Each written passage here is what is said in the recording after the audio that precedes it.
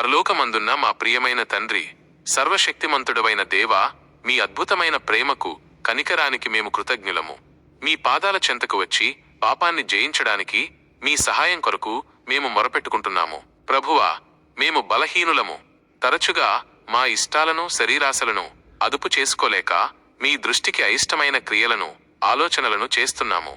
అజ్ఞానం వల్ల, బలహీనత వల్ల మేము చేసిన ప్రతి పాపాన్ని మీరు క్షమించమని యేసుక్రీస్తు నామంలో వేడుకుంటున్నాము. పరిశుద్ధాత్మదేవా, మీరు మా హృదయాలను నింపి మాకు సహాయం చేయండి. మా హృదయాలలో ఉన్న పాపపు కోరికలను, వ్యర్థమైన ఆలోచనలను బయటపెట్టి వాటిని ద్వేషించే మనసును మాకు దయచేయండి. పాపం చేసే ప్రతి శోధన వచ్చినప్పుడు దానిని ఎదిరించి నిలబడే శక్తిని, ధైర్యాన్ని మాకు ప్రసాదించండి. మీ వాక్యాన్ని ధ్యానించే ఆసక్తిని, దానిని పాటించే మనసును మాకు ఇవ్వండి. యేసు ప్రభువా, మీరు సిలువలో మా పాపాలన్నిటినీ మోశారు. మీ రక్తం ద్వారా మేము విముక్తి పొందాము. ఆ శక్తిని బట్టి ఈ రోజు నుండి మేము పాపానికి బానిసలుగా కాకుండా మీ నీతికి దాసులుగా జీవించడానికి నిర్ణయించుకుంటున్నాము. మాలో నూతన హృదయాన్ని, స్థిరమైన ఆత్మను సృష్టించండి.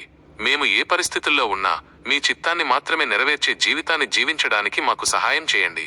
పాపాన్ని జయించి మీలో బలపడి మీ మహిమ కొరకు జీవించడానికి మాకు సహాయం చేయమని యేసుక్రీస్తు ఉన్నతమైన నామంలో ప్రార్థిస్తున్నాము తండ్రి. ఆమేన్.